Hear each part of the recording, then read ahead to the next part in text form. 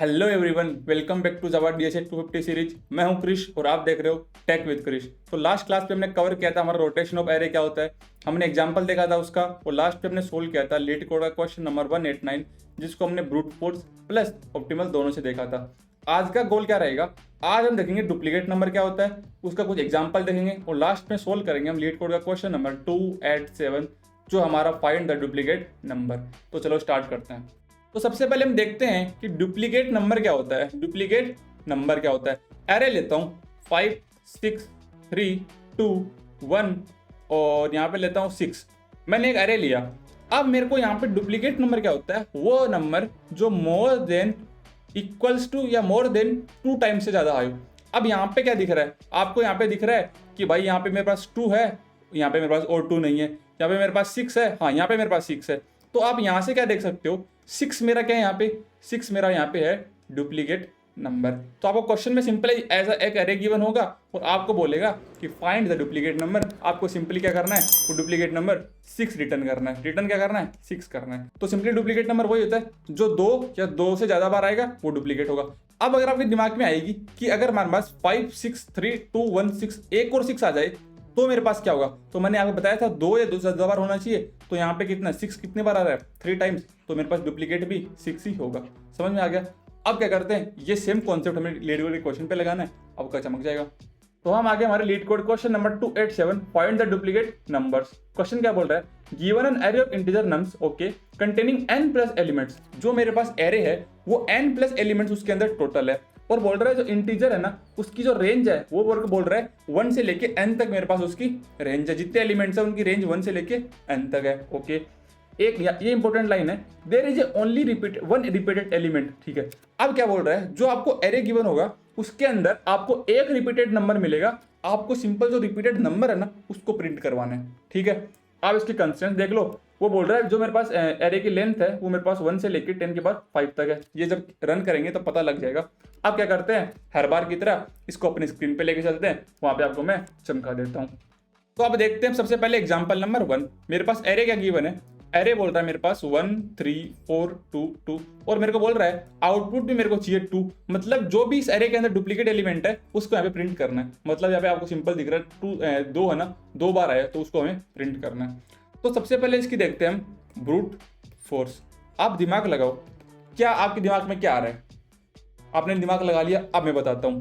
देखो आपको ना इतनी याद रखो कि मेरे को 2 नंबर है, जहाँ पे मेरे पास वो दोनों नंबर सेम आ जाएंगे वहां पे मैं क्या करूंगा, उस नंबर को प्रिंट कर दूंगा। अब यहाँ से हिंट दे रहा हूँ आपको। ठीक है, मेरे पास 2 नंबर है, अगर वो दोनों नंबर मेरे पास वो दोनों नंबर जहाँ पे मेरे पास बराबर आ जाएंगे वहां पे मैं उसको रिटर्न कर दूंगा।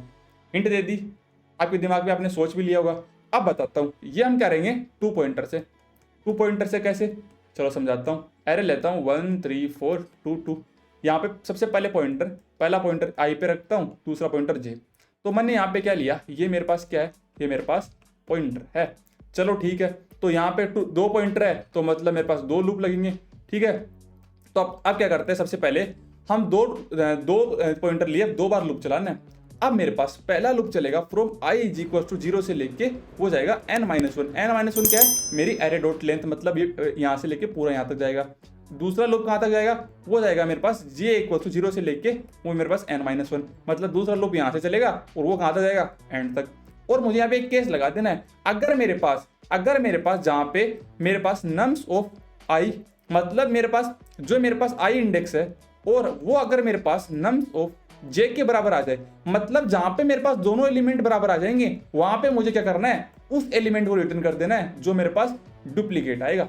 नहीं समझ में आया, वापस समझाता हूँ। मैंने क्या किया, मैंने 2 पॉइंटर लिए, 2 पॉइंटर लूंगा तो एक लूप इसके लिए चलेगा, पहले ये आइटरेट पूरी खत्म करेगा, फिर इसकी आइटरेशन चलेगी।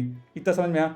अब मैं क्या बोलूंगा कि मेरे पास जहां पे मेरे पास इस एलिमेंट का इंडेक्स और इस नंबर का इंडेक्स, मतलब इस लूप का और इस लूप का जहां पे मेरे पास मैचिंग हो गई। अगर मेरे पास मैचिंग कहाँ पे होगी, देखो सबसे पहले मैं यहाँ से चलूंगा 1। अब 3 को कंपेयर करूंगा 4 से, नहीं मिला। 3 को करूंगा 2 से, नहीं मिला। 3 को करूंगा 2 से, नहीं मिला। अब आई वाला चलेगा, आई वाला जैसे ही करूंगा तो यहाँ पे क्या होगा, जब मैं आई को करूंगा ना तो जे आगे शिफ्ट होगा।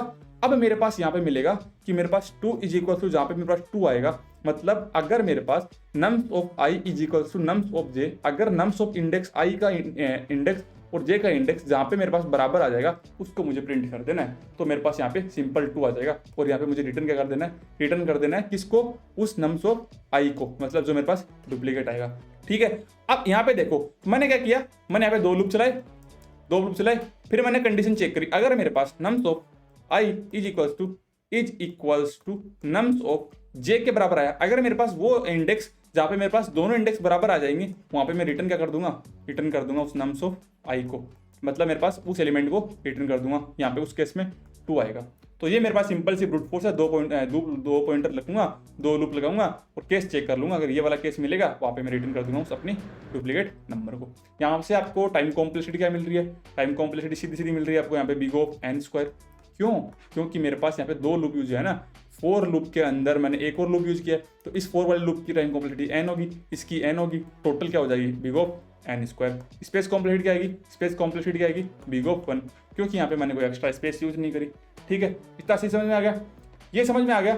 अब इस time complexity big of n square को और भी कम करके बेटर करना चाहिए, तो अब देखते हैं इसका हम ऑप्टिमल सोल्यूशन। अब देखते हैं इसका हम क्या ऑप्टिमल अप्रोच।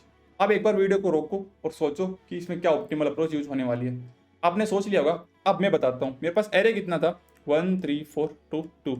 जब भी आपको, या एक मेरी बात याद रखना, जब भी आपको ऐसे लगे कुछ डुप्लीकेट नंबर्स, कुछ डुप्लीकेट एलिमेंट्स, तो हमारे दिमाग में कॉन्सेप्ट आता है, उस कॉन्सेप्ट को बोलते हैं हैश सेट। यहाँ पे हम यूज करेंगे हैश सेट। अब हैश सेट क्या होता है, नहीं आता ना तो आपको मैं चमका दूंगा, बने रहो। ठीक है, तो हम क्या करते हैं, यहाँ पे जो मेरे पास एरे है 1 3 4 2 2, क्या करता हूँ, सबसे पहले स्टेप मेरे पास रहेगी, मैं खाली हैश सेट बना लूँ, एक खाली हैश सेट बना लिया। अब मैं क्या करूंगा, यहाँ से स्टार्ट करूंगा यहाँ से, सबसे पहले यहाँ से स्टार्ट करूंगा, आई इक्वल टू 0 से चेक करूंगा क्या मेरे पास जो मेरा सेट है वो कंटेन, क्या वो सेट मेरे पास कंटेन कर रहा है किसको, उस आई को। अगर वो मेरे पास एलिमेंट सेट में है, पहले से सेट तो खाली है, बिल्कुल नहीं है। अगर वो उसमें नहीं है तो मुझे क्या करना है, उस सेट के अंदर वो ऐड कर देना है, क्या उस एलिमेंट, वो वाली वैल्यू वहां पे ऐड कर देनी है। तो यहाँ पे मेरे पास क्या आ जाएगा, 1 आ गया है सेट में। ठीक है, अब मैं यहाँ पे कलर चेंज कर लेता हूँ। अब बताता हूँ दूसरी स्टेप। अब मेरे पास क्या होगा, अब मेरे पास ये वाली वैल्यू चेक होगी, आई इक्वल टू 1 वाली वैल्यू चेक होगी, क्या मेरे पास 3 उस हैश सेट में है। तो मैं बोलूंगा क्या सेट डॉट कंटेन, ये फंक्शन होता है याद रखना, सेट डॉट कंटेन, क्या मेरे पास 3 वहां पे है। अगर मेरे पास यहाँ पे मेरे पास कंडीशन क्या है, फॉल्स। अगर मेरे पास नहीं है तो मुझे क्या करना है, सेट डॉट ऐड कर देना है, जो वैल्यू वहां पे नहीं है वो यहाँ पे ऐड कर दो। यहाँ पे 3 आ गई, ठीक है, समझ में आ गया, ठीक है, समझ में आ गया। अब थर्ड स्टेप में क्या हुआ, आई इक्वल्स टू मेरा यहाँ पे आ गया, यहाँ पे चेक करूंगा 4 30 पे।